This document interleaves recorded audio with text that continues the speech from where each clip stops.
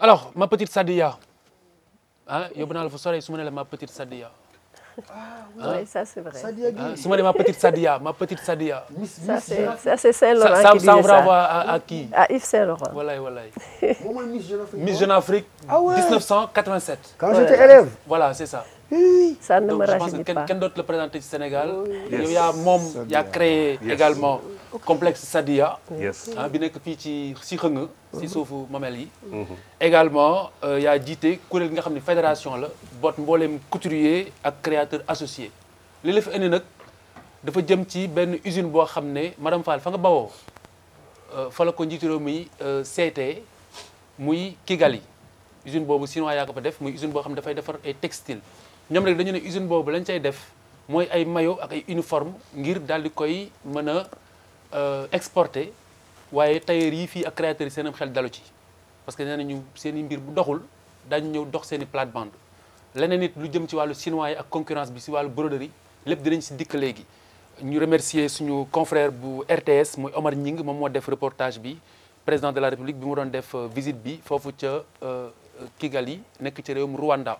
alors Sadia Gueye ñu ngi lay dalal di la remercier di jégalu si guddee bi ni actualité bi demee moo tax nga mujj a toog li nga xamante ni moom ngeen di joytu ñu bari dañu ne xanaa tailleur yi couturier yi ñoom bëgguñu méngoo jamono bëgguñu moderne bëgguñu avancé loolu di tontu. tout d'abord maa ngi nuyu téléspectateur Jakaarlo donc du coup TFM mais toujours damay wax téléspectatrice mais benn la bu ñu ko waxee rek ñaari la sama frère Bouba maa ngi koy félicité kontaan nañ ñun ñëpp kontaan nañ ci loolu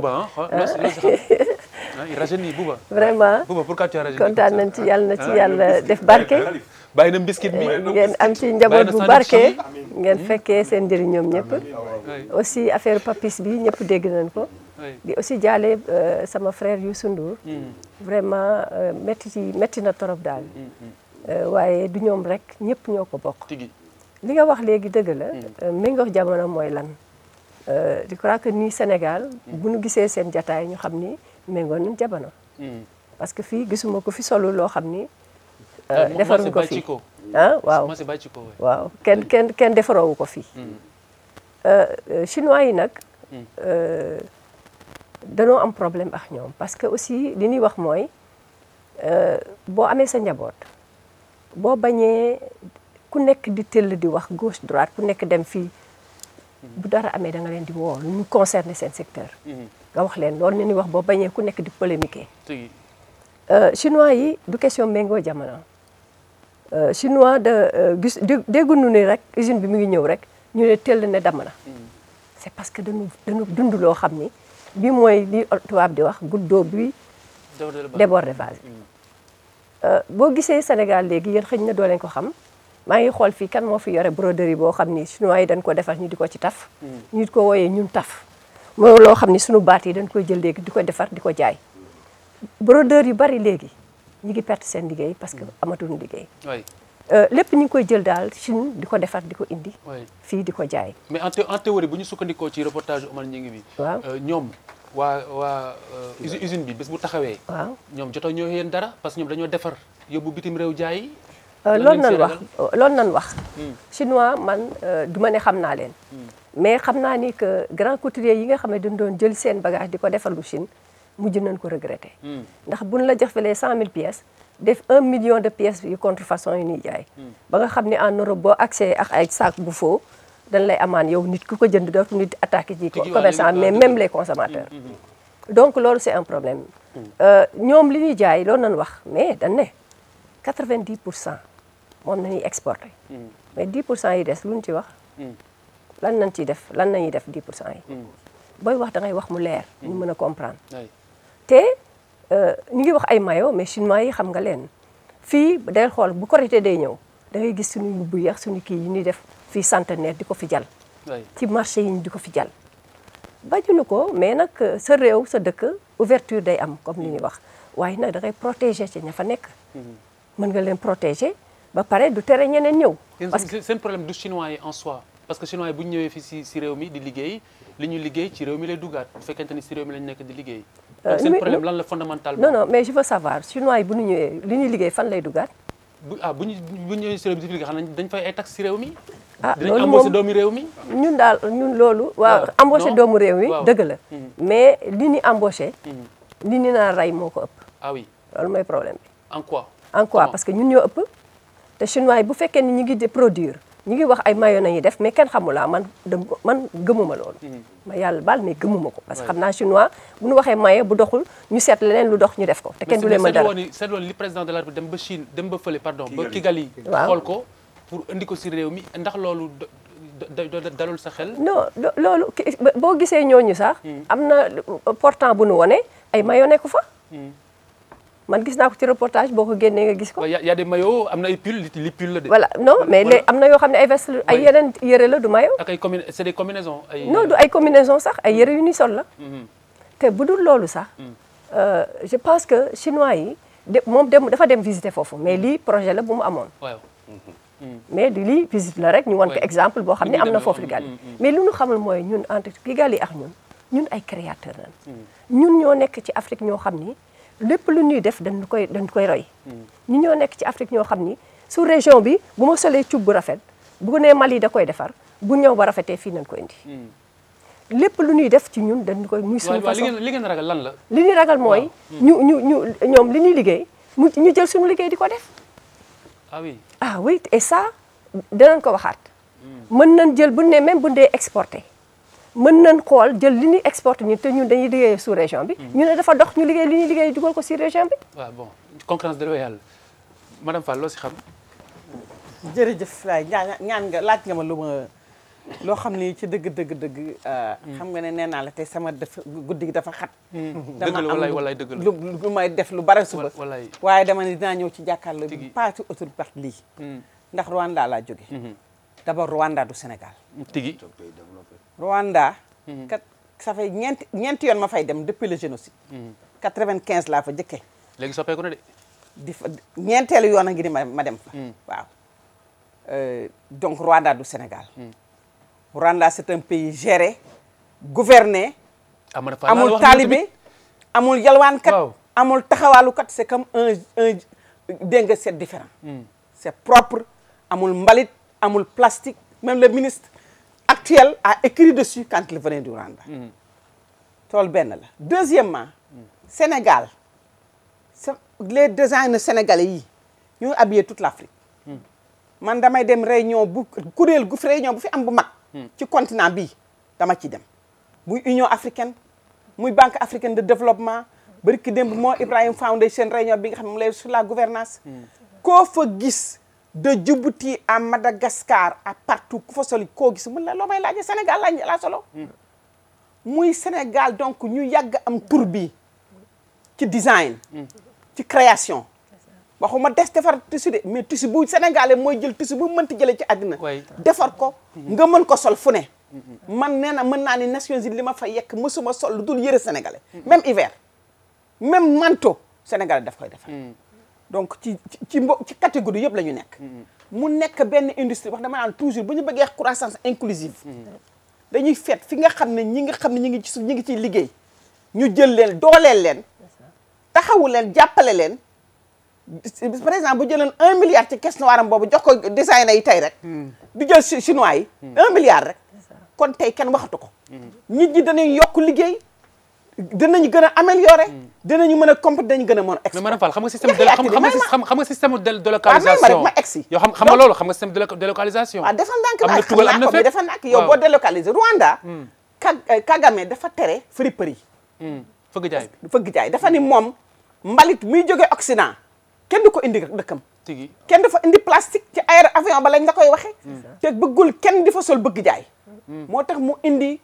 chinois yi ñuy produire au lieu ñuy jaay fëgg jaay jukki benn Rwanda amuñu lu dul da ngay sol jupe bu gudd ak silettement teg ci sagar ñu ne dañu am grand boubou am xit mball am ñetti abdu am dañu bare ay ñaw yu ñuy sol li ñu am la ñuy sol donc sénégalais suñu design yi ñoo ñu habillé ñooy habillé Afrique te di moom dama ko xam nga jege ci nag loolu nga xool loolu Sénégal li ñuy defar ci dëkk bi di ko exporter mu yore ay famille yore ay communauté yore industrie ci design bi ba ci tailleur bi parce que dafa bari ay échelons. mais l'un n'empêche pas l'autre normalement. waaw parce nga que jël loolu yëpp. oui ni man yéen damay ñëw léegi jëli ay chinois ak ñun li ñu xamee chinois ni mu mel parce que nu man balaa may chinois yi dañ leen defar. oui dañ leen móol ci liggéey préparer leen.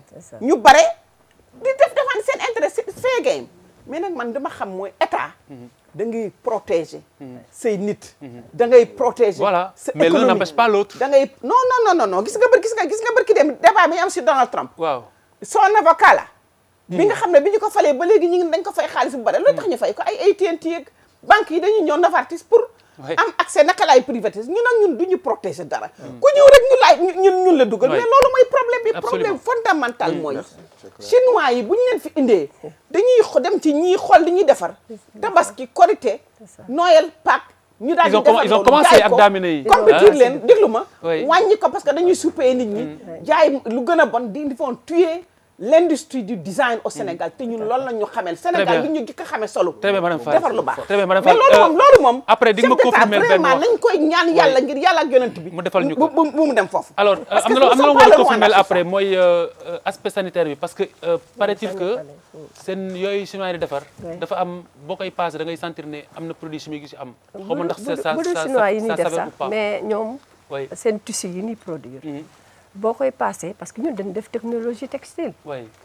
bis boo indee fii tissu boo ci génne ci ñiy sol yëpp mën naa ko génne wax la ñaata % coton la wala polyester. ñoom de à base de pétrole. leneen nañu jël malaxi ko pour am ay produits. produits yooyu nag man qui suis asthmatique bu ma koy passé damay def masque. parce que day dégager odeur yoo xam ne du parce que dañuy def dénigré mais c'est la réalité. très bien loolu beneen wax la. waaw alors Papis. waaw xam nga sans insulter la Chine. Il est reconnu mondialement qu'en termes de qualité, ils ont des insuffisances extraordinaires, avérées, confirmées par tous les pays du monde. Xam nañ ku xam Chine xam ne dañoo yor mauvaise qualité boo xam ne dañ koy def si lépp. en dehors de l'histoire kii nii.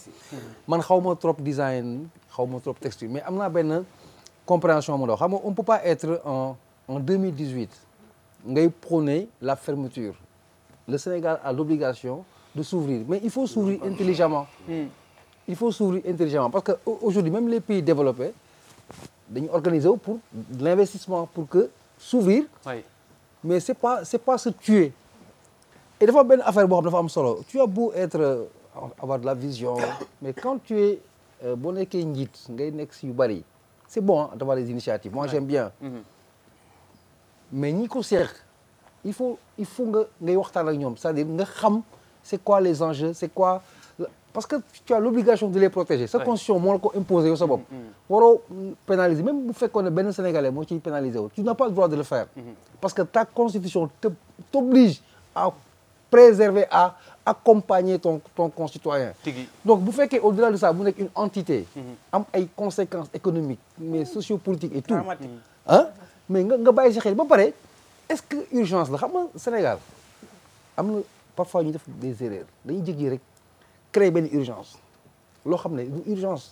mooy comme usine ndox bi fii rek. loolu urgence dañuy jékki rek tu as l'impression que lii bu amul en 2 mois le seul ñi dañuy dee quoi. urgence de créer ko. est-ce que c'est un besoin est-ce que c'est une urgence.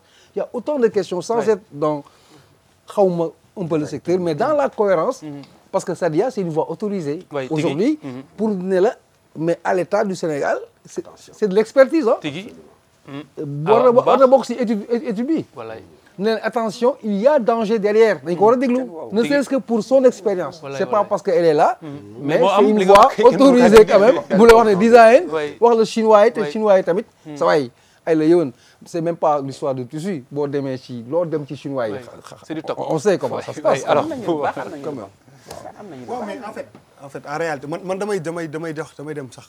man sa rajeunir bi laa xamul sa rajeunir bi nga rajeunir ñaari fan yi depuis vendredi Khalifa quand même yii rek. jalis am na de dañ la jalis allahu akbar. xanaa neex. wallaay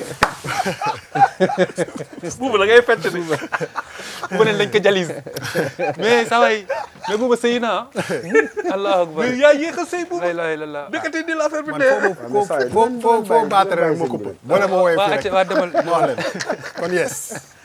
bon en fait man damay pousser sax Oui. réflexion bi ci kanam parce que kenn werantewul que Chine peut-être que mooy en tout cas ci zone yooyu ci dëkk yi gën a tëju la bokk ci dëkk yi gën a jaloux de leur technologie et de ce qu'ils ont de plus sacré la bokk kooku ñëpp xam nañ waaye loolu fulla la. déet moom laay wax ni c'est-à-dire que xam nga boo amul doole pour nga mën a am fulla dafay jafe Khalifa soo amul nga am doole fayda.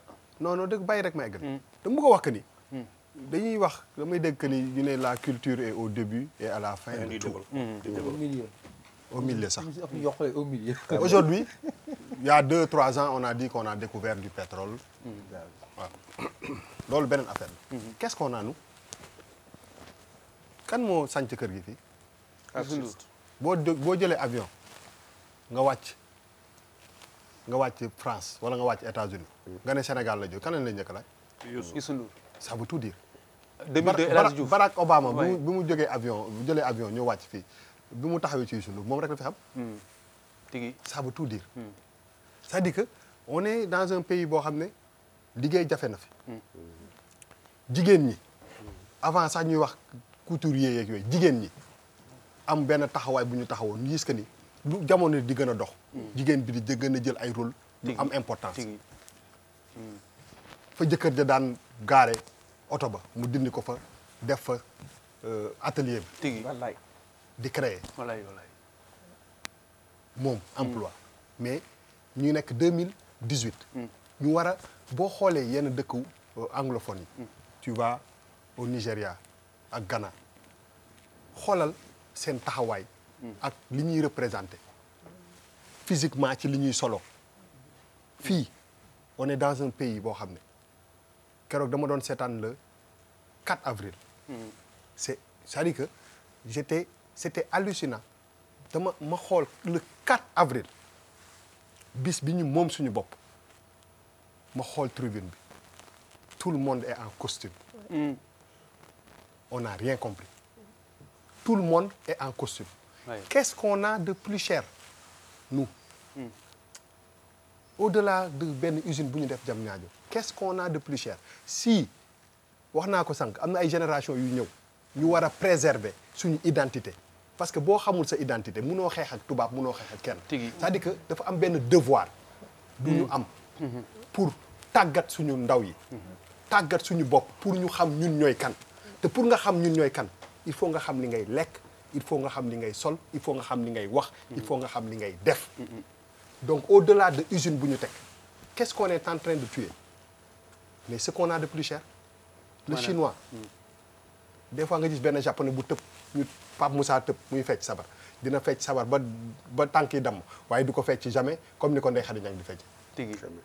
aujourd'hui pour man lii loolu lay symboliser énergie bi am ci waay. dañuy télé bi day def ay mode korité ay mode tabaski ngay xool ay femmes yoo xam ne dañu bàyyi seen lépp di dóor waar di symboliser femme africaine bu bees ñu war a protéger loolu parce que moom laa wax ni ça va au-delà de usine waay. culture dëkk bu ko perte nga lépp tigi dëgg la. voilà Khalifa waaw. Khalifa aujourd'hui nga wan ma usine bi ñu wane ay veste 10% de usine boobu mais mën na jox Sénégal yëpp lu ñu sol qu'est-ce qu'on est en train de fabriquer Très est-ce bien. que noonu non bàyyi ma eggali rek ngir yàlla est-ce que loolu la ñu bëgg suñu doom yi ñu màggee ko di ko sol xam nga tey lan laa mënoon gis man ah ñu gis benn Sadia bu nekk nii ñu may ko doole pour que xale bu jigéen bu nekk Sénégal mu xam ne man ça c'est mon identité affaire u seytaane rek la ñuy solo bu ajjuma ñëpp def fi fu seytaane sol seen yére olof Très bien. bu kiiwee beneen détail bu ndaw ouais. dama dugg si ab banque fii du ma wax turu banque bi may wax ak benn dame mu ne ma mais on nous a interdit ñu sol yére olof ci banque bi oui fii c'est vrai. loolu day dans am, ton mais pays ay non ma ne dress code la. non du dress code Bah, seen dress code la mais ñoom. non mais dama ne Qui est imposé? mais non dama ne la dress code par rapport à qui et par rapport à quoi waay. moom laa lay wax ni ji nga Khalifa réew peuple ci fànn bu nekk dañ koy yar dañ koy garder loo identité am. moo ñu indi ci mbirum gore bi. oui gis nga fii bu doon Jérusalem. wala muy Allemagne wala Europe de Allemagne de l'Est. am na wala Allemagne. am na loo xam ne fu Hitler jógee. dëgg la ñu xam ne Hitler jóg na. dëgg la ma fàttali rek ne ma fàttali yéen ñi seetaan jàkkaarloo gis ngeen information yi jàll si suufu télé bi ngeen yor seen téléphone bu ngeen amee tuuti rek ngeen yokk si koppar yi nga xam ne ngir xeex cancer la pour ñu jàppale si nguur gi jàppale si askanu Sénégal ak képp koo xamante ne nii am nga jàngoro ji ak ku ko amul it waaw ndax mieux vaut prévenir que guérir am na boroom xam-xam bu naan am paju kii la fàggu la waaye du dem hôpital waaye am fàggu mooy paju tigi waaw kay te xam ne jàngoro ji ay kopparantu faju ko kon ngeen góorgóorlu rek ku si am as tuut bu kenn xeeb dara ngeen jox waa RTS mën ngeen a continuer sax seetaan ndax affaire baa ngi nii di ñëw si ngoon bu ngeen paree mu ngi nii si suufu télé bi fi ngeen war a yónnee numéro yi ngir participer également bu fekkente ni mën ngeen seetaan RTS également si vous voulez bien wala bu émission bi jeexee dina fekk sax mu jeex parce que normalement war na jeex mais donc du coup mën ngeen continuer participer ci numéro yi ñu doon jox professeur. waaw lii de dafay dellu si waat rek ci fii bu bëggee noonu te li ma fi doon woowe naan boo gisee ñun mënuñoo dem problème d'aliénation culturelle la li mu wax moom la borom xam-xam yow di wax nee nañu bala ngaa soxaleku da ngay wéeru ci li nga doon d'abord un peuple se développe à partir de sa culture à partir de son génie mënoo jéggaani lépp fële bu ne da ngay développé wu may nuyu di rafetlu présence am moo tax gisoo ko sànq bi ngay wax dama yàkkamti naan la Miss Jeune Afrique parce que c'est une icône une valeur nationale boobu en 1987 boobu maay def terminal yaakaar naa xam nga Jeune Afrique à l'époque moo fi ne woon pratiquement journal boo xam ne kenn mënu ko woon ñàkk a lire donc bi ñu la defee Miss Jeune Afrique mu nekkoon vraiment un profond sentiment de fierté si 30 ans plus tard tu n'as pas tout dit profond waaw je ne peux pas tout dire je ne peux pas tout dire mais en ne disant pas tout j'ai beaucoup dit en même temps tout est dans la suggestion le verbe ne suffit j'ai dit pas. c'était une fierté nationale Tout à fait. quand on la voyait à Jeune Afrique écoute loolu kay mat na sëkk li nga wax mat na sëkk boo ma joxoon benn mot contre mot fii moom doon na baax trop si soxna si waaw joxal ma ko benn ngir yàlla dama la ko ñaan ci cadeau de mariage xoolal ma ko rek nga wax ak moom waaw non elle a incarné elle continue à incarner la beauté sénégalaise dans toute son innocence dans toute sa pureté da ngay xool Sadia y a rien de jéggaani boo ko xoolee mais tu es fier d'être sénégalais parce qu'elle respire sénégalais elle transpire sénégalais elle regarde sénégalais elle sourit sénégalais mais c'est la fierté de la bande la plus sénégalaise vive Sadia tu es un symbole façon tu es immortel parce que dugg nga ci xol yi te wane nga yoon wi waaw kontaan torop donc xam nga bi ngeen di wax sama xel bi muy wax Rwanda ak yooyu madame Fall sama xel dafa dem ci Thomas Sankara yi ngi koy fàttaliku ba mu ñëwee lu mu imposé le faso d'enfant di wane ne dañu war a am une identité boo xam ne ñun ñoo ko moom muy ca la ñuy lekk muy ca la ñuy sol muy ca oto yi ñuy dawal muy ca lépp lu ñuy dox xam nga débat bi ni booy ñëw fii TFM day am lay frappé lu gars yi bind fii menuisier yi li ñuy yuuxu un cri du cœur éternel booy romb fii ci mur bi xam nga seetlu nga ko fi ngay jàddee juste à droite dimbale leen ñu parce que meuble importé yi tax na menuiserie locale dee na mais nguur gi jël nañ engagement waaye xalif bàyyi ma ay jël nañ engagement xalif man de li ñu wax laay wax dee na ndax doxal nañ ko dee na complètement ñii ñu am fii ngaay mexe fii ngaay mexe fii dallu ngaay mexe nga xam ne mënoon na inonder le monde entier bu ñu leen protéger woon financé woon structuré woon à côté dañu ubbi une concurrence déloyale ñu leen di pirater di copier la nga xam ne original la dëgër baax ñu defar ko jaayee la ko njëg boo xam ne yow mii borom kër tabaski wala carte jot nga am 50 ñii doom lañ ñii nijaay ñii nangam yow war a habillé da nga leen fay wocc dem jëli dàll boo xam ne téeméer lay jar wala 750 mu régler sa problème juste pour benn jour mais au moins yaa ngay rey en même temps lii xew fii également c'est la même chose gis nga same thing nee na same thing gis nga li muy wax nii li mu gis fële li chef de l'État gis fële xëy na mën nañ ne bon xëy na rafet njort la peut-être gis na lu mu jàpp ne baax na mu bu ko indi ci réew mais attention parce que ni mu ko waxee gis nga Rwanda dañoo régler yenn problème Rwanda mais c'est une fierté de l'Afrique fi mu nekk nii question élémentaire yi ngay trouver ci Afrique ni ils les ont réglés ils n'ont plus rien à envier ak yenn réew ya sauf en démocratie quoi. Non, je suis pas d'accord. Je suis pas d'accord, Papis. Je ne suis pas d'accord. Ils sont prêts à le garder à vie. Je ne suis pas d'accord.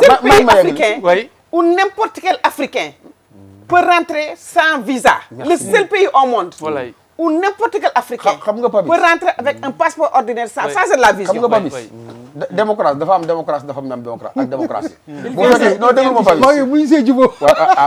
kon naa bàyyi. bon le professeur Doudou Sidibé vous devez revenir du coup. waaw il faut professeur Sidibé ñëwaat. waaw d'accord leen si démocratie. waaw d'accord mais dama la bëgg a wax ne. li mën a am Rwanda ci côté boobu. ñoom ñuy importer ay trucs di ko defar bu jóg chinois mën na nekk un moindre mal parce que secteur boobu xam nga booy jéegaane Khalifa day correspondre quand même à un besoin. Mais bu fekkee tu as les meilleurs designers d'Afrique mën a rivaliser avec les meilleurs au monde. bés boo demee ba fexe gars yi indi machine yooyu naan kur tapé mu teg. mais tailleurs yi dañuy dee designers yi dañuy dee industrie locale bu ndaw ña ci doon suqaleku dañuy dee. kii dinay faral di wax patriotisme naka économique.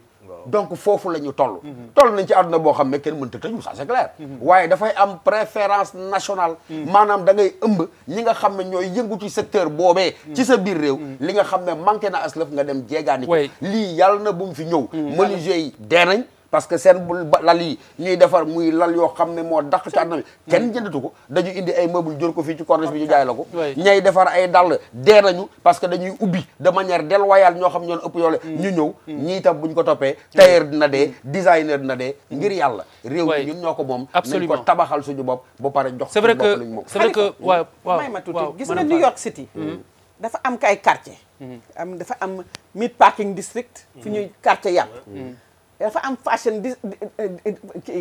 fashion district foo xam ne fii fa la ñu daan jaayee yëre di fa jaayee broderie boutique yëpp tëj nañu xam nga koo tëj chinois yi ndagam américain yi non entre nous chinois yi ñoo ko tëj fashion district dee na boo fa demee tey boo demee tey benn boutique nga demaat léegi tëj na parce que chinois yi ñoom ñoo production tissu yi dafa rey l'industrie internationale très bien léegi nag ñun Sénégal bu tuuti bi ñu am li ñu yàlla jox ñu koy liggéey depuis des années ci suñu design nga bëgg léegi indi man daal am na lu ma comprendre ci décision yi très bien alors Charles xam nga yaa ngi wax protection ñi nekk ci biir réew mi man bi ma demee ci Émirats yi xam nga la ma gën a marqué Dubaï doo fa dugg mënoo faa dugg investir te amul benn Émirati d'origine bu si bokk ba pare ëppale la au moins d'1%. le pourcentage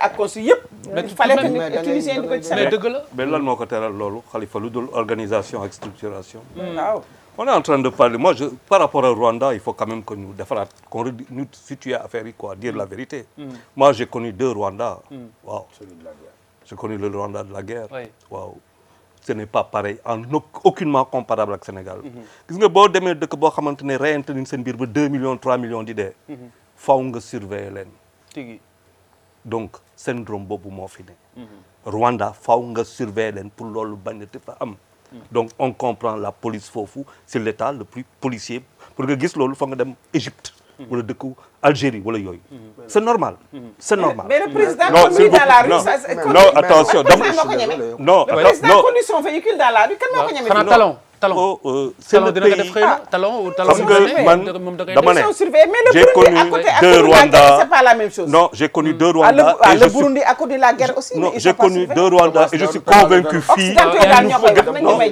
je suis c'est que Charles il est même aberrant il est paradoxal non j'ai connu 2 Rwanda ça veut dire que attention dafa am loo xamante ne da nga koy teg ci ay contexte parce que dafa am ay justificatifs boo demee Rwanda parce que nag je vais vous dire c'est très facile de parler du Rwanda aujourd'hui mais ku fa gisoon lu fa xewoon en 94. on a tous vécu. ok non attention ça justifie la discipline bi ngay donner tous les jours aussi Charles. déglu ma écoute-moi ça veut dire il faut j'en viens. Quand tu as vécu ça tu changes loolu moo indi lu bëri le Rwanda il faut que ñu analyser ko. Maintenant, c'est pour ça que ce n'est en rien comparable avec le Sénégal par rapport à 2 millions de Sénégal, de morts Sénégal. Et on ne sait pas ce que ça aurait donné. S'il vous plaît, mais je vous ai écouté. Un pays où il y a eu des gens qui se sont... Qu'est-ce que tu es en train de défendre? Mais écoutez-moi, non, je ne défends rien du tout, mais écoutez-moi quand même. Je vous ai écouté religieusement. Dans un pays, il y a des gens qui sont sortis réintés, 2-3 millions réintés avec Djassi. Faut mu am lu changer sinon on se pose des questions. Loolu rek lay expliquer donc faut remettre les choses dans leur contexte. Maintenant par rapport à ce qui est en train de te dire xam nga Khalifa dama la ne organisation ak lu mu tudd structuration.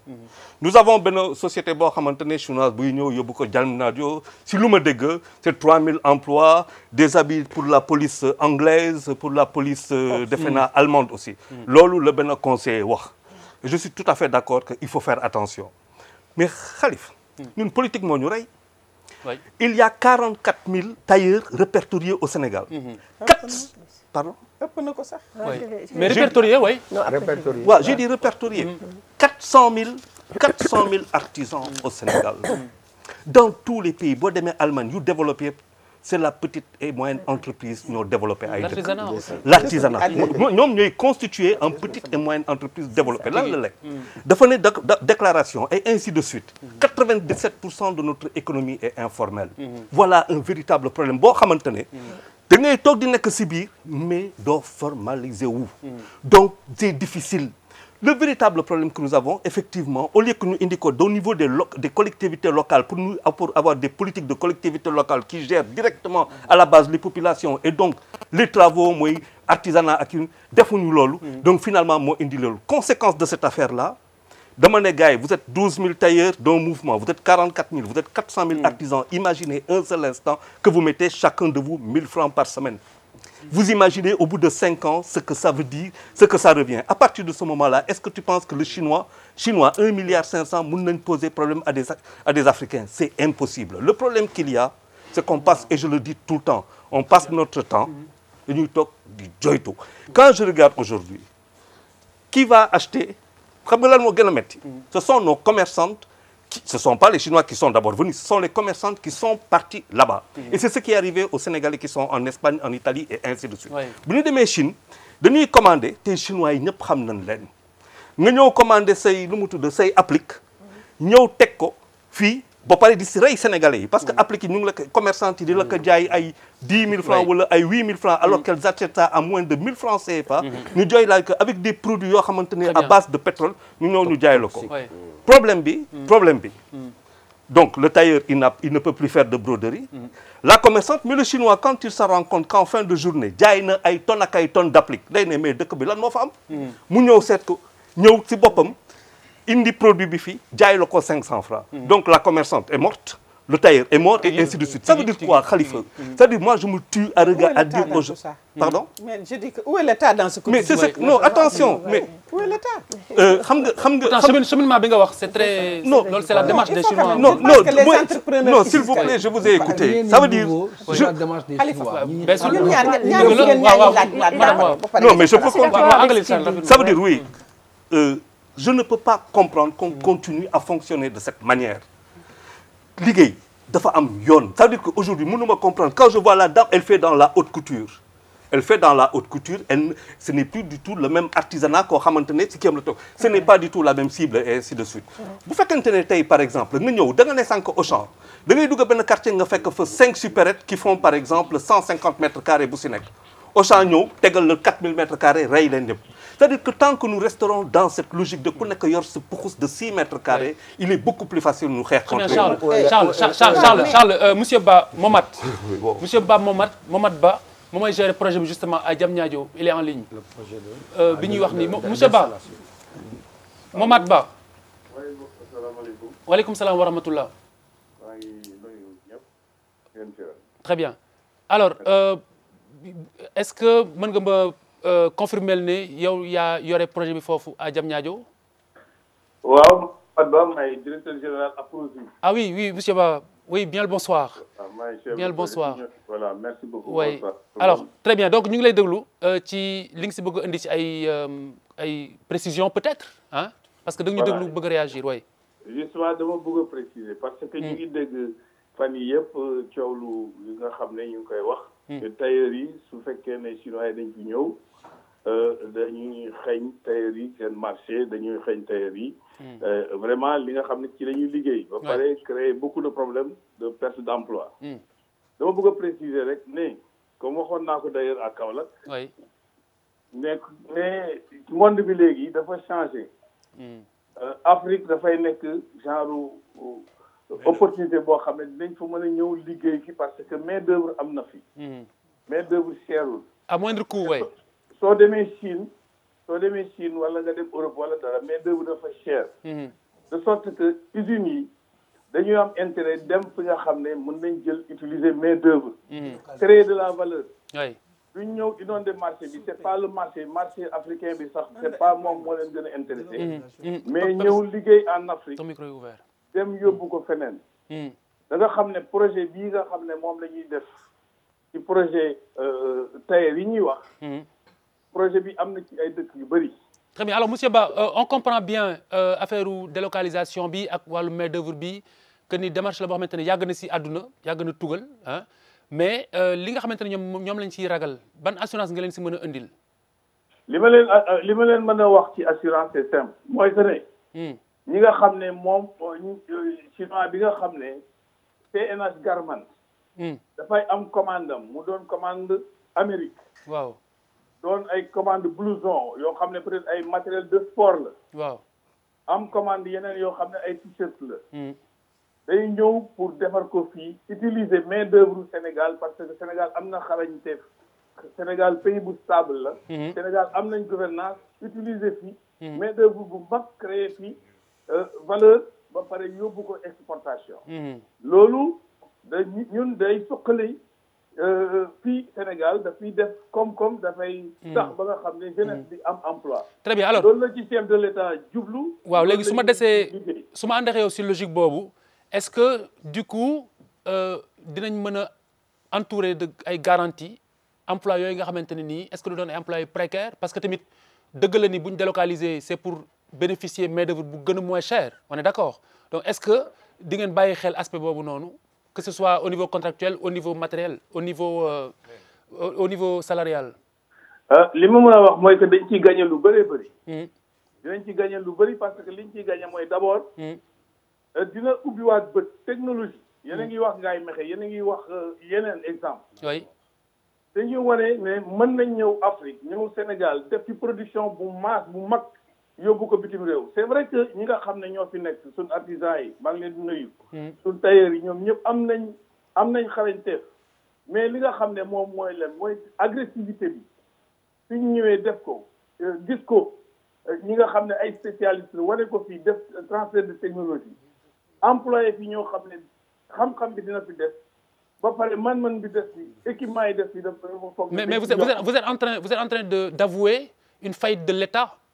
Non, je n'avoue pas d'une faillite. Non, du tout. Non, c'est un système. Oui. Léegi actuellement. man chef de projet la fii. oui. ñi nga xam ne ñoo fi am kàngam nekk ci tailleur yi wala yooyu. am na ñoo xam ne ñu ngi liggéey di def exportation. mais loolu xeebu na. c'est pas l'État seulement xeebu na. il faut que ñu yokk ko. très bien il faut que parce que am nañ ci man-man. oui. même concurrence li ñuy wax concurrence. de toute manière loolu mënuñu xam mbir mi parce que yéen li ngeen wax ngeen ko ba mu leer malgré les appréhensions yi couturiers yeeg tailleurs yi am mais mënuñu si am lu leer tant que demuñu ba sa càppaandaw ga léegi j'ai deux questions on prend d'abord la question de madame Sadia après nga ñëw après Charles s'il te plaît. allez-y. bonsoir. maa ngi ñëw si yow après. maaleykum salaam bon ñu ngi leen di gërëm bon li ñuy wax nag mooy. ngeen baal nu mais dafa am trop contradiction bu ñuy wax affaire technologie ñun li ñu xam mooy wax nañ ko léegi on a tout le temps demandé comme au Maroc di am ay petites unités de fabrique yoo xam ne mooy suñu artisanat ñu mën ko def à l'État ñun ba ñu déggoo du man personnellement du ku ma déggoowul ak ministre bi ni le président qui nous a reçu ministre bi am na ay projets yu ñu teg mais mooy loolu daal bu ñu wax ni ñun amuñu ambition parce que dañuy faral di wax di Diamniadio am na ay terrain mais étrangers yi ñoo koy jël ñun bëgg nañ ci mais pour jot ci ça va c'est difficile il faut le dire maintenant li mu wax ci affaire production dañuy ñëw pour indi technologie mais en fait usine bi chinois yi ñoo ko moom seen commande di ko def ñoom ñoo fay liggéey di employé sénégalais yi donc je ne comprends pas boobu technologie bi muy wax ni day des si ñun naka lay desee ci ñun expliquez-lui monsieur Ba. Bon d'abord ma préciser d'abord Diamniadio du pour vraiment chinois yi ñëpp mën nañ fa ñëw installer.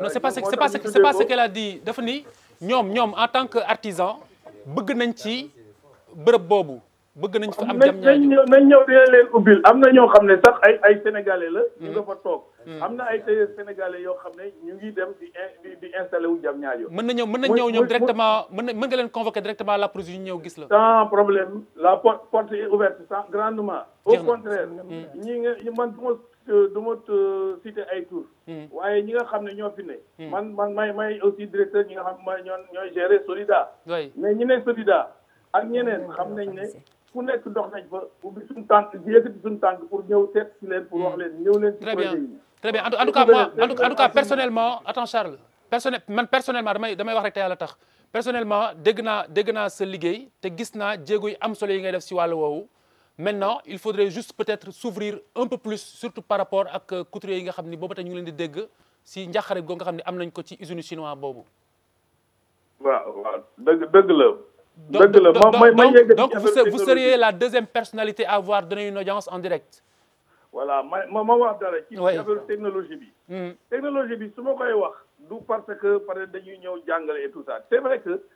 nit suy ñi nga xam ne dañuy def ay commandes ay conteneurs yu bëri dinañ fi indi dara lu bees quand même mooy ci méthode de travail. oui ay yeneen outils. te loolu dañ ci war a ñun tam jàng parce que jàng moom du wees ñëpp mun nañ ko. dama ne xarañteef bi ak agressivité bi. lañ bugg ñun Sénégalais yi am ko. di ko développé parce que am nañ talent bi ma jël mexe yéen a ngi koy wax ngaay mexe. ñu ngi koy wax tout le temps ñu ngi koy chanté. wante li am Éthiopie dafa am dafa am cheptel bu mag. nit ñi dañuy xool ne fii am na cheptel ñu dem yóbbu fa chaussure ay unité yoo xam ne dañuy defar dàll. ñëpp di defar daal foo duggee foofu ci benn hangar comme yi ñu def nii. da ngay gis plus de 8000 personnes yoo xam ne ñu ngi liggéey ci benn hangar. nga jël ci 3 fois 24000 personnes. ñuy defar ay dàll yooyu du pour Éthiopie. ay marques yu mag la yuy dem à l'étranger donc day créer valeur ci biir Éthiopie. waaw man loolu laa doon wax aveu de faillite de l'État loolu laa doon tuddee aveu de faillite. non l'accompagnement. c'est pas la faillite c'est un peu quand même profond. Bah c'est ça, c'est tout ce dont je parle. Léegi Charles, vas-y, la question de Charles après ñu dem si madame Fall. Man j'aimerais savoir ñaata kii main-d'œuvre ñaata lañ fay xaar comme en termes de salariés. Quel serait le salaire de base et quelles sont les taxes et ressources? D'accord. Non, moi pareeguma, il m'a coupé, pareeguma. C'est-à-dire que foo gis salaire j'ai dit ñaata nit, c'est quoi leur indice salarial et qu'est-ce que l'État derrière gagne en termes de ressources qui retenues sur les revenus avec les taxes. Une question à la fois. D'abord les conditions matérielles. D'abord li ñu mën a wax d'abord. su fekkee ne entreprise bi ñëw na dañu wax combien loolu ma laaj combien d'emplois. gis ngeen ne programme bi dafa créé woon dafa prévoir 2000 emplois après 5000 emplois ñoom jël nañ benn hangar bugg deuxième hangar. 2000 emplois le au départ après ñu dem 5000 emplois progressivement ñu dem à 5000 et si ça marche bon peut-être mën na gën a yokk d'ailleurs. Et les conditions matérielles oui c'est les salaires oui c'est ça les salaires. non ils demandent les salaires man duma je ne vais pas donner ma langue. ce serait pas des journaliers. non c'est pas des journaliers attention c'est pas des journaliers. ce qui li am Éthiopie da ngeen gis rek leneen ngeen gis à Rwanda mais li am Éthiopie c'est des équipes. Des équipes, par exemple, 4 postes, c'est des contrats. Et combien l'État gagne? Très bien, on verra bien. Moi, li ma lay wax rek mënuñu xam te demuñ càppandaw ga. La question de madame Fall. man dama dem Éthiopie. xam mën ma tuba wàññi sax ñaata yoon laa dem Éthiopie. Oui, eh bien. dama jóge Éthiopie dem Rwanda. te Éthiopie état bi dafa créer condition pour soutenir l'artisanat et l'entrepreneuriat local. D'abord. dafa leen jàppale. jox leen ay moyens. créer leen ay conditions jox leen espace Diamniadio gi ñuy wax designer yu bare def nañ fa ay demandes remplir toutes les conditions kenn joxu leen dara. Qu'est-ce que vous en dites? waaw kenn joxu leen dara man mun naa wax benn yëpp. waaw d'abord. loolu moom am nañ ci preuve. li ñu wax nii dafa am domaine industriel ak parc industriel. domaine industriel soo demee Sénégalais yi ñoo ko ëpp sax d'ailleurs. parc industriel bi aussi am na ay Sénégalais wax naa leen ko ku fi def demande dafa am li ñuy wax éligibilité. parc industriel bi pour dem fa. D'abord waroo doon entreprise buy polluer war nga def un minimum d'investissement bëriwul sax d'ailleurs mais minimum d'investissement bi moom créé kii nañ ko quoi ci conditions yi la 500. Très bien bon tout ça on va Bouba vas-y. mais tout le monde est éligible. muy ngeen ñëw su fekkee ne si vous avez les conditions, au contraire, dañuy profiter pour wax ici que dañuy appeler les Sénégalais. Ñun on a fait que 13 hectares, il reste 40 hectares. Mais oui, très bien.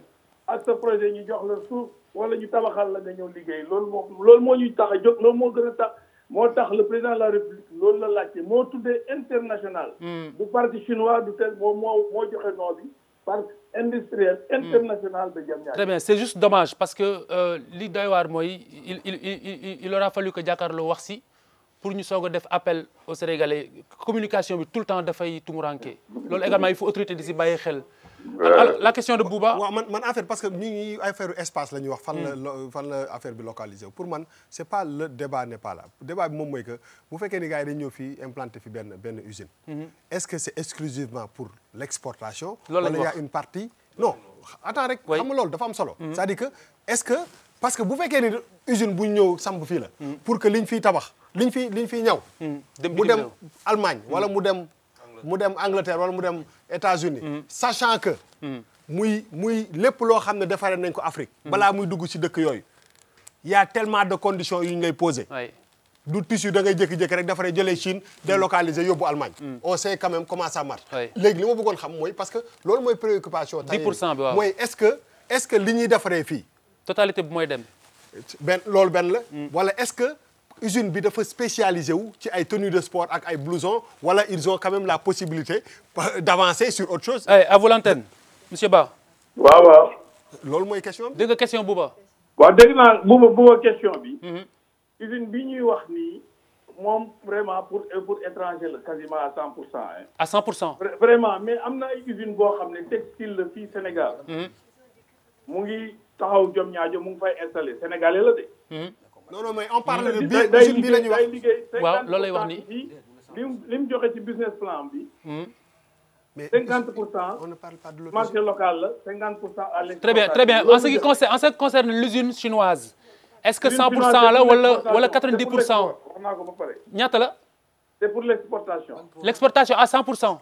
Ah, mais loolu lay liggéey moom c'est pas pour le marché national. Pardon, je vais dire. Voilà ce qui est lii moo indi suñu polémique.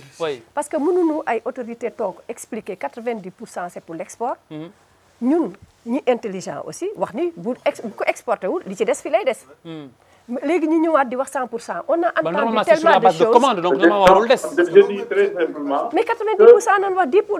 mais monsieur Ba en théorie. en théorie warul des parce que ñoom dañuy travailler sur la base de commande. On est d'accord. J'explique encore une fois. Oui. Dama ne l'usine CNH Carman c'est pour réaliser ay commandes à l'export. C'est clair, net et précis. Oui. Dama ne mais pour dugg ci biir parc industriel bi mën nga liggéey 50% même pour le marché local mais avec des conditions données. 50% pour l'exportation. Oui. Mais le chinois lui-même là, oui. C'est pas le marché local qui l'intéresse, c'est l'exportation. À 100%. C'est très clair. Est-ce que c'est à 100%? À 100%. C'est ça qui l'intéresse à 100%. Il est là pour loolu moo ko fi indi. Est-ce qu'il y a un document à l'attestant? Mais bien sûr, am na business plan. Oui. Attendez, une personne à la fois. Alors, prof, vas-y. Prof waxal gaaw. Bonsoir. Man xam nga ban problème la am. Mooy que chinois yi bu fekkee ñoom la ñuy permettre ñu ñëw installé wu fii. Te y a une expertise qui est déjà là. Maanaam ñoom lépp lu ñu mën a defar am na déjà ñoo xam ne xarañteef bi ñu ngi fii ci biir réew mi. Est-ce que xel doon gën a nangu ñu dimbal leen ubbi leen place Diamniadio financer leen ñoom ñu liggéey loolu di exporter comme bi dellu ci réew mi. ma wax la lu gën a neex.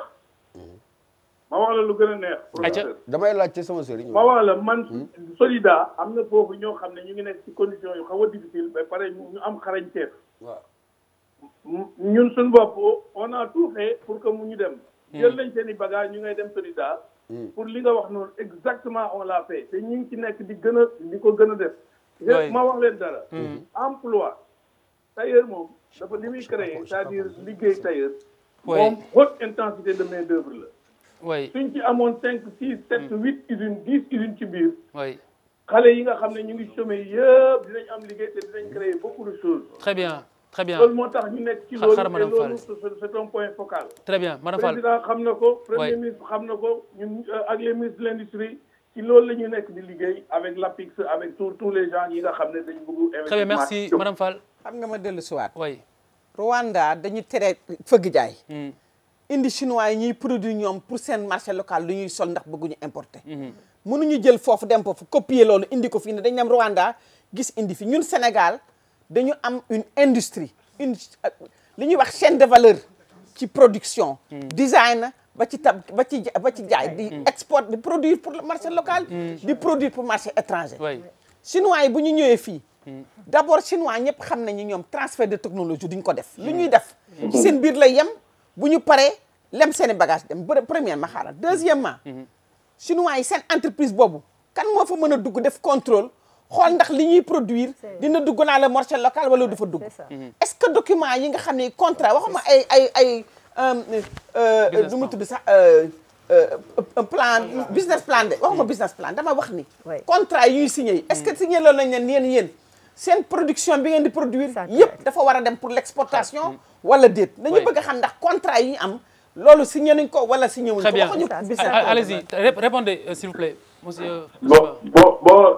Bon li ma mën a wax soo gisee sax image yi ngeen di wane télévision c'est clair ah. ñii par exemple li ñuy def ay tenues de tenue de sécurité wala yooyu c'est des commandes yoo xam ne commande internationale la.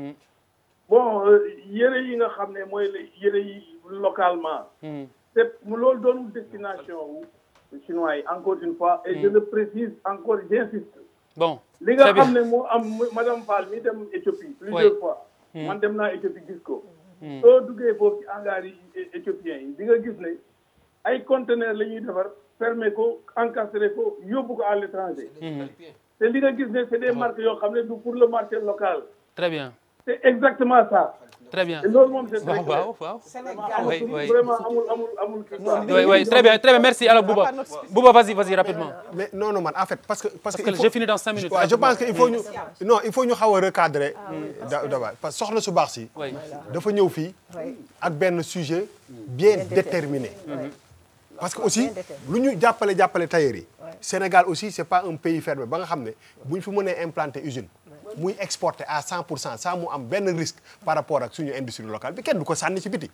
Mais dafa am anguille soit soxna si ñoom seen combat bi ça ne tient pas parce que on ne peut pas empêcher aux gens aussi de s'installer pour exporter.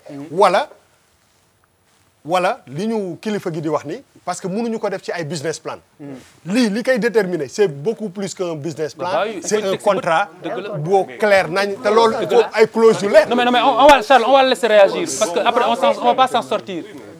Non réagir ba pare après nga soog a ñëw pour terminer. Oui parce que. waaw li Bouba wax loolu rek la. parce que man sama bopp man émission bi dama ko dab. Mais Bouba li nga wax noonu la mënoo ñëw Sénégal ñuy jéem a wut président wut loo xam ne pour defar la pour soqali pour indi liggéey indi xëy loo xam ne du impacté dara après ñu koy. non mais attendez monsieur Ba lenn rek laa bëgg a leeral balaa si affaire indi xëy bi lenn rek laa si bëgg a leeral est-ce qu'on est bien d'accord que usine bi comme la plupart des usines ak la plupart des industries yi nekk tugal dañu délocaliser cette unité fii au Sénégal pour profiter. Si main-d'œuvre boo xam ni c'est moins cher.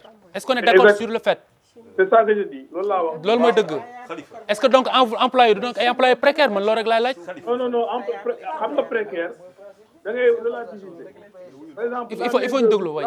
La main-d'œuvre du Sénégal est plus chère que la main-d'œuvre éthiopienne. Est plus chère que la main-d'œuvre comment dirais-je. Il y a ce qu'on appelle waxuma ne on ne va pas créer des smicards. C'est des emplois décents avec des conditions décentes. ñi nga xam ne de l'ouvrier jusqu'au cadre. Très bien kañ la projet bi di sotti kañ lay sotti. Ah mais ñu ngi ci bientôt affaire bientôt dans combien de temps à peu près pour ñu mën ko suivre vraiment. Entreprise yaa ngi commencé di installer. Machine yi ñenn ñi ñëw. Mais justement. Pardon Khalifa. Excusez-moi dama ko bëgg a xamal ni. Fédération bi ma yore. moo ëpp ci fii Sénégal. 44 yi ngeen wax nous sommes 300 000 hein. Oui. Attention hein. Alors le président je le comprends dafa dig ay xëy. xale yi mais bu naree créer 3000 4000 ba pare mu impacté su ñun li muy wax nii naan produit Chine mais main d'œuvre moo gën a mooy cher en Chine. taxawal Charles. te def ne main d'œuvre Sénégal moo gën Chine main d'œuvre bi moo gën a mooy cher. man li may wax. désolé. non pardon man xam naa ni ñu ngi négocier sax pour yokk main d'œuvre bi ni ñoom Chine proposé. parce que kilifa bu mag wax na ma ko man xaw ma ñaata la proposé mais dégg naa ko ñu koy wax te lim ñu bëgg ñu xam mooy vraiment chinois yi dañ leen xamul. mën nañ commencé lii te li ñu wax mooy contrat bi lu ci ne. parce que tey dañuy wax lii bu ëllëgee ce sera trop tard du ma mën a am possibilité ñëwaat fii di wax lii. nañu kañ di nga am possibilité kay. non c'est ça. parce qu'on va suivre ça va être trop tard. ça va être trop tard. chinois yi non et puis ce qu'il y a mooy li ma wax. li may wax mooy dañoo am ay contrat li ñu wax naan pardon excusez-moi. man amoon naa possibilité. les grands couturiers ñi ngi doon wax le Sénégal est géographiquement bien placé. Pourquoi on ne ferait pas faire des choses ici au Sénégal yoo xam ne ñoom dañ koy exporter. C'est pas parce que ñun amuñu xarañte pour ñu dem quand même on a de la connaissance am na te ñun on a du monde. les gens lu ñu bëggoon ñooy c'est ça là aussi. mais attendez ce qu'on vient de dire. waaw c'est ce qu'on vient de ñoom ñi ñuy wax moom nañ délocaliser. c'est-à-dire pardon c'est-à-dire xam nga lan nañ délocaliser kii nu mu tudd Sodida. parce que Sodida dañ ko fay jëlee. ñu délocaliser leen yóbbu leen foofu. mais ce qu'il y a mooy comme nee na moom ñun bu ñu formé woo on s'est formé hein. ñun quand même nekkuñu ñoo xam ni kenn xamuñu te quand même faut pas oublier que depuis 98 cette association existe. Le président nous a reçus. Le ministre on parle avec lui mais explication boo xam ni quand même man ministre du ma wax ak moom. am na ñoo xam ne nee na da leen di woo du leen wuyu mais bu ma ko woon léegi mu wuyu ma mais nag bu ma ñëwee fii c'est parce que li ñu may wax dalu sama xel. mënuñu ma expliquer lu ma mën a comprendre. très bien xar Charles. li ma baal leen ma yokk ci dara rek. ma yokk ci dara rek. soxna si li mu sol li mu répété mën nañ fexe di yóbbu lu ni mel. di ko produire ici ba pare di ko exporter. yéen gis ngeen bu baax a baax. on est d'accord là-dessus sauf que pour l'instant c'est les Chinois. qui ont l'usine. Chinois yi xam nga lu ñuy def. waaw ay polo. maa ngi ñëw si yow de ak yeneen bokkul ak li ma wax ne mooy. très bien merci monsieur Ba alors Charles rapidement. ça veut dire problème bi il est très mal déposé. D'abord benn fii tu vas trouver la matière première et de qualité. fii ba Mali ba Burkina. Dakar étant la porte d'entrée c'est le hub industriel. Sénégal n'est que le hub industriel. C'est-à-dire c'est de fonds absolument lourds qui viennent au Sénégal. dama la ne il faut que fondamentalement que nous on change de mindset. Il va falloir qu'on se batte mais pour qu'on se batte quand on est 400 000 500 000 je dis que quand on veut avoir 16 milliards aller acheter ce qu'il y a en Chine ñëw teg ko fi il y a pas un Chinois qui rentre ici. Le vrai problème que nous avons ñoom bu ñu ñëwee fii ils vont produire avec des tissus faits ici à partir d'une matière première trouvé sur place, qui reviendra moins cher et c'est là qu'ils vont gagner beaucoup d'argent parce que la main-d'œuvre est moins chère qu'en Chine. Par contre, il y a des gains considérables. Tu n'as pas besoin de faire partir d'ici pour la Chine, pour revenir dans le monde, puisque tu l'as ici. C'est ça. Alors, monsieur Ba. waaw Charles li mu wax am na solo. Charles li mu wax noonu am na solo. may couper rek mais sinon ma gënoon xoos. non Charles li nga wax am na solo parce que li gën a am importance. par exemple filière bi yëpp suñ ko mënoon a exploiter. coton bi nga xam ne ñu ngi ko doon def Sénégal oriental et cetera ñu jël coton Burkina yëpp ñu indi ko fi Sénégal. defar ko bu baax a baax valoriser ko ñu defar ko fii. alors très bien alors on va terminer alors monsieur Ba on va terminer alors en tout cas pour ce qui est de l'Aprosi. pour ce qui est de l'Aprosi li nga xamante ne moom moo leer mooy tâche bi nii lii mooy tâche bi nga tàmbalee ba tey ci man li ma xam li ma gëstu ak li ma gis lii laa si gisagul comme ab tâche ci li nga jot a sumba si ab liggéey. ban wax ban promesse wala ban pas bu concret nga mën a wax ce soir ñu jàpp ko pour tâche bii ñu mën kaa fóot ba mu set. dama ne. waaw li ma wax leer na ci affaire chinois yi impacté wuñ. non loolu pare naa si loolu dama ne. léegi li ma mën a wax mooy que Sénégalais yi ñu ngi leen di jël yóbbu leen au niveau de Diamniadio ñu fay installé. non mais attendez monsieur Ba par rapport à la fédération des couturiers et créateurs associés. qu'est-ce que vous faites ñu ngi leen di ubbil porte. concrètement ñu ngi ubbi à porte. mais concrètement. mën nañ ñëw quand ils veulent. quand ils veulent la semaine prochaine. au niveau de l'Aprosi. mais la semaine prochaine. ñu fexe waaw même lundi suñu bëggee. lundi à quelle heure à quelle heure lundi à quelle heure. à 10 heures je suis au bureau à 8 heures. il faut venir à 10h, on fera le point. Madame Sadi Gaye, 10h lundi. S'il veut même 8h. Donc à 10h, vous avez rendez-vous à l'Apcrosi, Inch'Allah. Il n'y a aucun problème. Monsieur Mamadou, merci beaucoup et bonne continuation. Je vous remercie. Merci. Ñu ñëw si gis-gis bi. Gis-gis. Mais ce qu'il dit là, c'est faisable. Alors Doudou Wade mu ne appel mu ne woote bi nga xam ne Doudou Wade mu ne débat bi jeex na de gars yi Doudou Wade mu ne woote bi nga xam ne ñi turé mi oote na ko ci mbirum gestion pétrole bi ak gaz bi mu oote ko nëgët ni mérité wul sax ñu koy uyu. Ce qui est important dans cette phrase là mooy aujourd'hui woote bi mu oote tey jarul sax ñu koy mérité wul sax ñu siy uyu Charles. Pourquoi tu me regardes avec insistance? Bah, je te regarde avec insistance, Charles. C'est comme ça que je regarde. J'aime pas ton regard. Hein? C'est le regard du lion. Donc j'ai répondu. Très bien. Alors, professeur qui ne dort pas, professeur. Qu'est-ce qu'on ne dit pas? Alors, prof. Bon, enfin, je ne suis pas du tout d'accord quand même, hein, parce que c'est vrai, on peut dénoncer que c'est un peu tard, mais sur une question d'enjeu national, quand le chef de l'État vous appelle, si vous avez des objections, si vous avez formuler les objections. Mais tu as une position, hier, yaakaaruma mu suuxat dialogue yaakaaruma mu nekk loo xam ne dinañu mën a jëriñ dara. Alors le lion de Dakar. Il dort. Il dort. Toi tu dors. Alors. Oui, mais moi, je pense que tout ce qui concerne gaz et pétrole, quel que soit erreur yi peut-être yi ngi def yoo xam ne peut-être gisaguñ ko. man li ma xam ba su am solo. ku ma woo ci gaz ak pétrole damay toog déglu li ngay wax. mu jeex soit dem toog déglu nag. ça n'a absolument rien à voir ak d'accord ak ñàkk ba d'accord mais au moins naa dem toog. Très bien Papis. C'est que ñaari posture ngay am benn bi mooy. président Doudou Wade lan la bëgg a wax ci. c'est trop tard parce que booy comprendre mooy aujourd'hui contexte c'est ça. ça veut dire que c'est trop tard. Qu'est-ce qui l'amène à dire que c'est trop tard. li mu ci am comme information comme truc. beneen aspect bi mooy posture bi mooy négociation moom da nga koy fekkee. quand tu es absent les gens vont décider à ta place et demain ce sera difficile. Madame Fall voilà. Je ne crois pas à la politique de la chaise vide mais je pense que. bu ñuy woote tamit contrat yi ñuy laaj boobu ba léegi nañ ko wane. nit ñi gis ko. ni da ngay ñëw waxtaan si mais document yi contrat yaa ngi nii. comme ça boo ñëwee ñu waxtaan ko yaakaar naa loolu ko jot dina mën a ubbi bunt. pour ñu mën a Sadia loo si xam. bon lu ma si xam man vraiment mooy Sénégal ñun ñëpp ñoo ko bokk. et que lii suñu ressource la pour ñun ak suñu njaboot ëllëg. ñu war ko waxtaanee baax na nag ñu waxtaanee ko. très bien ñu ñëw si bis topp. alors Kabirou Mbodj mooy PDG groupe Wari. mu ne mbooleem réew yi nga xamante ni respecté nañu seen bopp seeni champion la ñuy jàppale maanaam lii mu ngi ko wax ginnaaw bi ñu jëlee ñu defee session bi opérateur Tigo bi ñu ko joxee Free bu France. yaa ngi may xoolaat rek. mais Charles dama lay xool pour nga wax. xam nga champion soxlul nga jàppale ko c'est un champion. alors professeur. waaw parfois champion day soxla nga jàppale ko. parce que bu fekkee sa champion bëgg naa dem. te bu demee jongante ji day daan bu la laajee passe avion jox ko mu dem. pour bu demee daan parce que xam na ne bu demee daan. tigi jox ko passe avion. ñu wàññi daan boo ko weddee nañ seetaan gaynde yi nga xool ndax dinañ dem fenn si Russie. boo ma comprendre woon mais comme ngaaka nga rek. doo waaw comprendre mais ngaaka yaa ma yar. xam nga ñun ñi nga xam ne daan nañu nekk extérieur. di tukki mu amoon lu tuddoon maa ngi ngeen baal ma xaw ma pub la xaw ma Western Union. ñu koy yónnee. mu jékki-jékki dee benn affaire bu tudd Wari. mu ne sénégalais ñu indi ko ci contexte africain. mu dox. mu baax.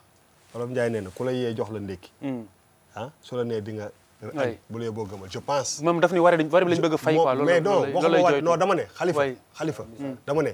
li nga koy leer na non bàyyi ma daaneel. dama ne la pour réewu Afrique bu bëgg avancer munoo jël à 100% lépp li nga xam ni téléphone yi la nga jox ko tubaab yi dem toog croiser les bras bu amee africain fa taxaw da nga ko war a jox da nga inspiré temps yi totalement en phase avec moi. alors kii benn championne la par exemple voilà mais li sama frère Bouba wax dëgg la dañuy wax champion mais nit ki aussi ak foo mën a toll plus ñu pousse la nga gën a nekk champion bu fekkee ni nag dañ la bàyyi ñeneen ñëw déplacé la nu ko ala fi la waxee sax sutante jal bu sutante dañ ko jal suuf bu sutante dañ ko jal ànd naa Kabirou Mbodj bu baax yaakaar naa ne suñuy champion suñuy doom ak suñuy càmm ñu jóge ci réew mi liggéey ba am fu ñu egg dañ ko wala célébrer waruñu leen pousse waruñu leen faagal tigi alors bis topp moom mooy Serigne Mbaye Thiam ministre de l'éducation mu ne j'assume tout maanaam mu ne moom assumer na lépp quand on ne veut pas avoir de mauvais rôles on n'exerce pas des responsabilités publiques maanaam ku bañ ñu ŋàññ la li si olof daal mooy ku boot bukki xaj boobu la ku ko bañ dëkk bul yor dara loo xamante ni askan yëpp la yitteel tout ce que j'ai fait nee na lépp lu moo xam def na ko mbir la moo xamante ni dogal la yoo xam dañ ko waxtaanee ba si biir gouvernement bi ba taxawal ko Charles. ndeysaan Cour suprême. ah. ndeysaan Cour suprême. moi j'ai rien compris mais arrête quoi Charles assume-toi quoi le ministre il s'assume quoi. mais ndeysaan assume ce que tu dis t'assumes le ndeysaan. la Cour suprême la Cour suprême xaw ma ah oui bon. Ah ben voilà. Je comprends vite mais il faut m'expliquer longtemps. Mais tu vois Sidiki les Bobo Diouf là alors. Ouais, c'est vrai que yor enseignement bi man de nature. Oui. Moi j'aime bien ñi assumer. Maintenant assumer ça veut pas dire nga nekk ci dëgg. wala mais loo munti def ci àddina. yore enseignement au Sénégal. ah jàmbaar a ko yor de gars yi sama gars yi ñu tàng de. alors prof. waaw nee na il assume et que surtout dañ ko doon discuter ci gouvernement. mais li ma xam as lëf mooy dans un combat. Disposition psychologique yi ngay nekk mën na yombal mbir mi. bu fekkee dañuy waxtaan. disposition psychologique yi ma am à ton endroit. ma ñëw di négocier ak Bouba. na may percevoir Bouba. na muy jëfee ba perception boobu installé wu ci man. mën naa xam yàq liggéey bi. tigi. xam nga lu ñu assumer wu lu diisul. dès nga wax assumer ça veut dire que tu es conscient ou tu acceptes qu'il s'est passé des choses extrêmement compliquées et peut-être évitables. oui madame Fall. waaw na fekk ni li ngay def yaa ngi koy def ci yoon. na fekk ni tamit sa warugar. def nga ko def li la war li parce que tamit assumer naa rek mais lan nga assumer ak fan nga ko awale est-ce que awale nga ko ci yoon est-ce que seet nga tamit intérêt askan wi il dit bien si on ne veut pas jouer un mauvais rôle mauvais rôle moom baaxul ci njiit waaw mauvais rôle mais nee na ku bañ a jouer mauvais rôle bu yor mbiru askan wi ah déet mbiru askan wi yure ko da nga war a jouer bon rôle kenn waxu njëb bon rôle war a jouer alors madame waaw loolu la en fait parce que bu fekkee da nga yore mbiru askan. du forcément mauvais rôle tout le temps ngay def. ngay jouer je pense que. mais je pense que c'est plus en wolof ku boot bukki xaj boobu la. waaw c'est peut-être plus ça non. non c'est pas ça bon d'accord. écoute je vais pas faire l'avocat du diable. c'est en rapport avec alors bis topp alors Youssou Touré bu APR mu ne tuur naa ay rangoñ parce que émotion bi moo ma jàppoon maa tey musuma pauvre te musuma dugg car rapide. Gannaaw bi ñu nangoo ay otom ay voitures de service am c'était Arona c'est chez vous qu'il a pleuré. Oui, c'est Arona qui l'a fait pleurer. C'était IGFM l'exclusivité man daal car rapide ba mu jël naa ko ba tey. oui ah jël naa car rapide. oui professeur. ah oui bien sûr monsieur Youssou ancien directeur école Pikine mon collègue enseignant yooyu itam nag. car rapide newu ci dara ñun car rapide lañ doon yéegee moom lañ jàngee ba toll fi ñu toll nii. et c'est des hommes dignes qui montent dans des cars rapides. c'est pas forcément un synonyme de pauvreté. maintenant say jooy ak yooyu.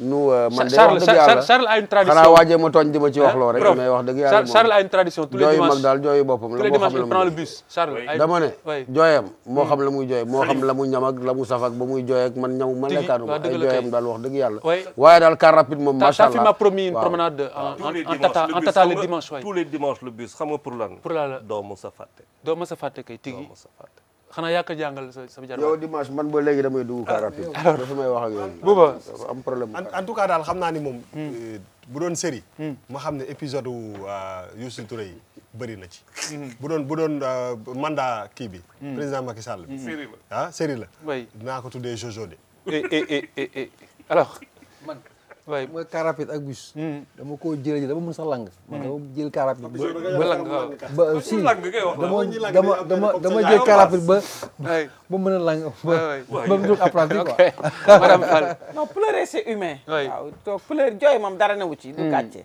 boo amee loola naqadi waaye nag jël car rapide du xas du lu ñaaw ñi nga xam ne ñu sàccu xaalis dañu honnête te ñoo jël car rapide tigi alors waaw madame man moom Gueule Tapée laa juddoo fa laa màggee fa laa yaroo donc car rapide moo fa am ngor yof foo ko am est-ce que mu ngeen def la ngor yof foo ko am waaw am na car rapide bi man xam nga ban laa jël uufante bi si transversal non uuf bi uuf bi xam nga uuf mooy la déedéet uuf bi mooy passe non ngeen nekk ñaar yor benn passe nga uuf kenn tekki. ah oui xam nga boobu gën a graaw. mais man mos naa jël affaire boobu. oui c'est ça absolument alors madame Sadia Gueye vous avez rendez-vous à l'Aprosi avec le directeur général le lundi à 10h inchallah. oui madame Fall c'est un plaisir. mais vendredi pardon prochain Khalifa inchallah. Khalifa pardon nag mais am na loo xam ni lu ma bëggoon wax te may ñu ma ko. waaw mooy ni ko ñoom def nañ comité boo xam ni nee nañ mooy saytu ndax suñu mouvement yi ñuy wax ni yëpp ci tailleur yi. mais dama bëgg a wax mu leer. comité boo koy def da nga koy def ak nit yi nga xam ni dinañ mën a dem ci ay nit ñi nga xam ñoom la concerne ñuy wax leen. mais ñun dañ ma jabal. très bien ni ñoom reconnaître luñu comité boobu. ah yow daal booy dem nga yóbbu say këyit rek. am na Sénégal ak CD. excellent week-end Bouba xulli ma Bouba déglu ma. cumbi pour lan la pour kan la pour. mais madame wax. oui ma madame. non mais nag li tax waxuma ci kii nag kii vraiment. pàntiseen bi rafet na trop. Bouba léegi dafa am ay préoccupations ci xaw ma tax Bouba depuis une semaine. non mais Bouba il faut nga présenter ma madame nag. ma nekk créateur. alors Sadia maa moo contre moo de. borom Riyad. alors excellent week-end au revoir. di riir ngir ñi doon gàddaay ci yoon yu